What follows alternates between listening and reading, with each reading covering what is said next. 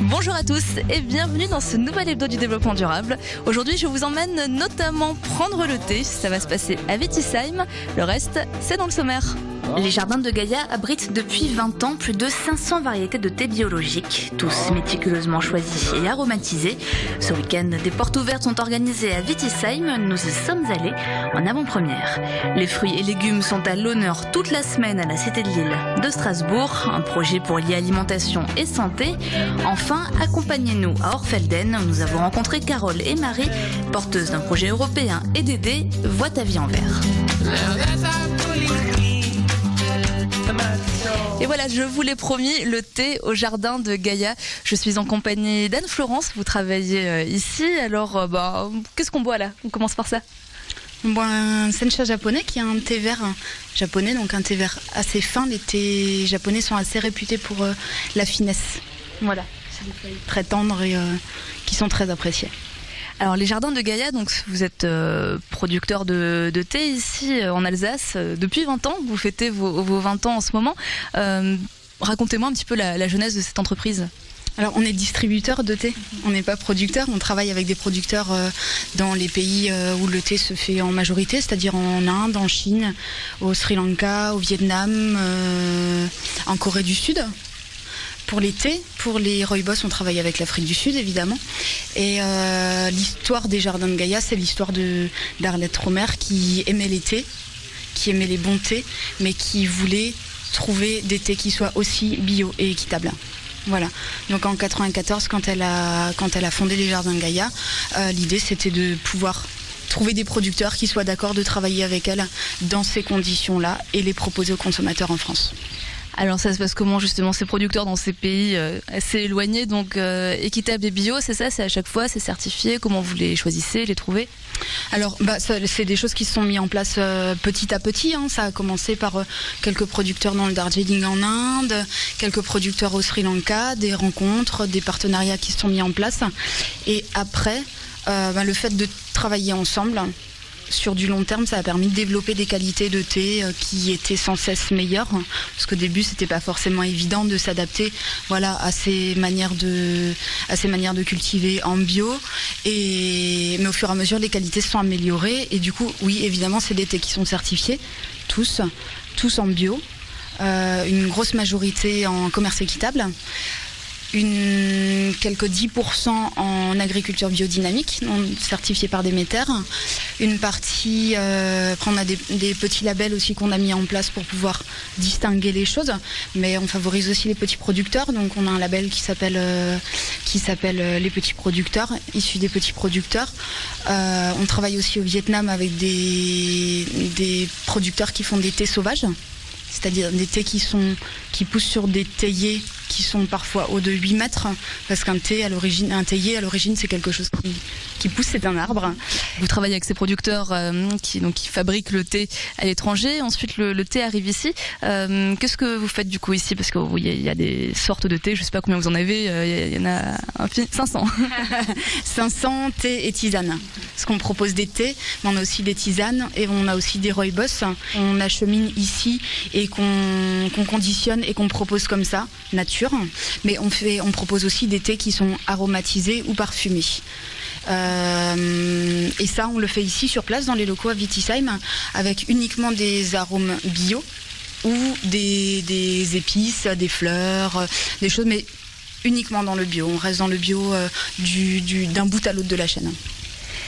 L'idée un peu en général, c'est aussi le cas ici avec cette maison du thé où on peut venir déguster, c'est de donner aussi une image, je sais pas, qualitative du thé. Enfin, on apprécie ce qu'on boit, on déguste, on a un produit de qualité, pas juste un sachet qu'on trempe dans l'eau 3 minutes. Bien sûr, parce que le thé, c'est un monde. C'est prendre le temps de boire un thé, c'est quelque chose qui est important, qui est quelque chose qui est très valorisé dans certains pays et qu'on essaye de partager ici. C'est pour ça qu'on propose aux gens de participer à des cérémonies de thé, par exemple. C'est pour ça que les gens qui viennent déguster un thé ici sont servis au choix dans des grandes théières ou de manière traditionnelle pour pouvoir aussi transmettre cette passion et cet amour du thé qui a fait que les jardins de Gaïa se sont créés. Alors on le disait tout à l'heure, vous fêtez vos 20 ans, il y a quelques portes ouvertes qui sont organisées ce week-end, vous pouvez nous dire quelques mots? Donc c'est le 13 et le 14 juin ce week-end. On reste dans le même état d'esprit que ce que sont les Jardins de Gaïa, c'est-à-dire qu'on va proposer des cérémonies de thé chinoises et japonaises, on va proposer des ateliers culinaires autour des plantes sauvages, on aime bien créer des thés pour les événements particuliers, donc là on a créé un thé qui s'appelle Gaïa en fête, qui sera disponible à partir de vendredi au magasin et sur notre site internet. Alors, est-ce qu'on peut déjà dire à quoi il sera ou c'est la surprise pour ceux qui viendront vendredi? Surprise. On va proposer le samedi des activités pour les enfants, mais qui restent en cohérence avec nos valeurs, donc en cohérence avec l'environnement, avec le fait de faire participer des gens du coin, parce que c'est quelque chose qui est mis en avant aussi au Jardin de Gaïa, le fait de pouvoir mettre en valeur le local. Voilà, autant on travaille avec des producteurs qui viennent des 4 coins du monde, autant il y a beaucoup de choses qui se font ici aussi et c'est bien de mettre en valeur toutes ces choses-là. L'idée d'Arlette Romer qui a créé les Jardins de Gaïa, c'est depuis le début de dire que des thés qui viennent de petits producteurs peuvent être des thés qui sont aussi bons que des thés qui viennent de grandes plantations. Ce qui fait la différence et ce qui met en valeur les Jardins de Gaïa, je pense, c'est les saveurs et aussi ce côté éthique, bien sûr, ce côté bio, ce côté équitable qui permet aux gens de boire un thé qui est aussi un thé qui respecte la terre et les hommes. Je vous remercie. Donc les portes ouvertes, c'est le 13 et le 14 juin à Wittisheim, ici au Jardin de Gaïa. Et tout de suite, je vous emmène dans le pays d'Elzorn. On va parler d'un projet européen et développement durable. Alors je vous présente à présent un projet qui aura lieu fin août dans le pays de l'Elzorn, un projet européen qui s'appelle Voie ta vie en vert et il est mené par Marie et Carole qui sont avec moi. Bonjour. Alors en quoi consiste ce projet? Eh bien, ce projet va réunir 30 jeunes de 14 à 17 ans.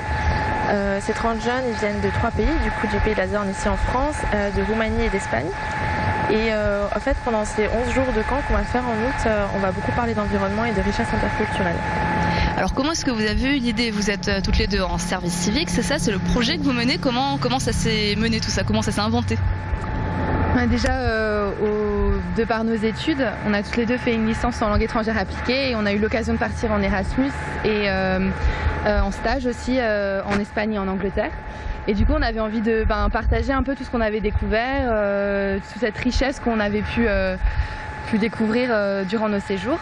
Et on a cherché un cadre dans lequel on pouvait justement créer un projet international et pour la jeunesse, parce qu'on estime que c'est important de donner aussi les mêmes opportunités aux jeunes que nous on a eu. Et alors pourquoi l'environnement? Ça c'est parce que ça nous touche toutes les deux assez, parce qu'il faut bien commencer quelque part. Et du coup on apprend des gestes faciles et simples qu'on peut mettre en pratique au quotidien, quoi. Alors justement, comment ça va se passer ces 10 jours, 11 jours ici? On va faire pas mal d'activités. On va apprendre à faire nos produits soi-même, avec des produits naturels. On va faire de la créativité verte aussi. On va faire beaucoup d'alimentation locale et de saison, donc avec des partenaires dans le coin, à Schwinratzheim et à Strasbourg aussi, une AMAP. Et on essaiera de se déplacer un maximum en vélo. Donc par exemple, on va faire le trajet Schwinratzheim jusqu'à Strasbourg en vélo avec tout notre groupe pour essayer aussi de sensibiliser les jeunes à une mobilité un peu moins agressive pour l'environnement. Ouais. Alors vous avez donc des jeunes de Roumanie, d'Espagne et de France. Vous serez combien? Comment est-ce que ces jeunes se sont portés candidats volontaires? En tout, on sera 30 jeunes, donc avec 8 animateurs en plus, donc 10 jeunes par pays. Notre groupe, pour l'instant, on n'a qu'un petit groupe, donc il nous manque encore des candidats. Donc pour ceux qui sont intéressés, il nous manque 5 personnes. Et voilà. Donc il vous manque 5 candidats, donc pour les contacter, les informations s'affichent sur l'écran. Et alors comment ça se structure ce projet? Parce que vous avez monté ça toutes les deux, mais j'imagine que vous n'êtes pas toutes seules dans votre chambre, dans votre coin? Ah non, pas du tout. En fait, on a un service civique et notre structure d'accueil, c'est la FDMJC du Bas-Rhin, donc la Fédération départementale des maisons des jeunes et de la culture. Donc eux, ils nous soutiennent, ils nous encadrent, voilà. C'est notre mission, quoi. Cet échange européen, c'est notre mission principale. Et bien donc on se retrouvera fin août, on sera présent et vous rendez-vous en septembre pour voir le reportage. Et tout de suite, on prend la direction de Strasbourg où les fruits et les légumes sont à l'honneur toute la semaine. C'est un reportage de Louana Sarmini.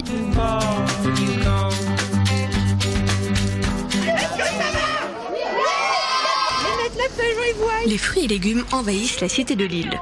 C'est un projet monté par la ville de Strasbourg dans le cadre du contrat local de santé. L'idée, c'est d'aider toutes les populations à manger plus de fruits, plus de légumes, boire plus d'eau et de faire des événements qui sont festifs. Là, vous voyez, avec le théâtre de l'Oignon, avec des éléments actifs, pas seulement être dans l'injonction, mais dans le plaisir, parce qu'on sait que notamment dans les quartiers, on mange pas assez de légumes, pas assez de fruits, on boit pas assez d'eau et on a des complications qui sont l'obésité des enfants, quelles que soient les crudités accessibles, de proximité, de saison. C'est ça c'est un vrai aliment, mais un vrai médicament. Promouvoir les fruits et légumes, c'est pouvoir accompagner les personnes à intégrer beaucoup plus de fruits et légumes dans leur alimentation quotidienne. Voilà, d'essayer de leur dire qu'on peut les adapter, on peut les manger à tous les repas. Et puis on promeut aussi l'activité physique. Vous le voyez aujourd'hui, il y a des animations qui sont proposées d'activité physique.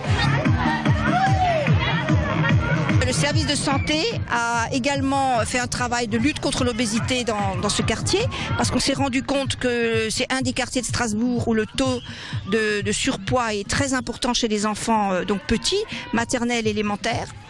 Ils ont donc fait tout un programme de sport, mais aussi autour des fruits et légumes. Et aujourd'hui, c'est un peu la synthèse de tout ça, puisque les parents sont invités, les enfants sont invités, les enseignants sont invités, les associations, les professionnels qui travaillent dans le quartier.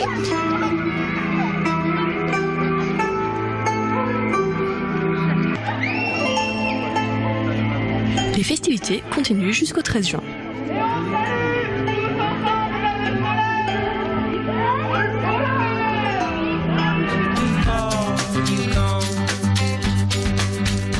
Merci de nous avoir suivis, c'est la fin de cette émission. Retrouvez-la sur le www.alsace20.tv et je vous donne rendez-vous dans une semaine pour un tout nouvel hebdo du développement durable. Et d'ici là, ne zappez pas et restez sur Alsace 20. Salut!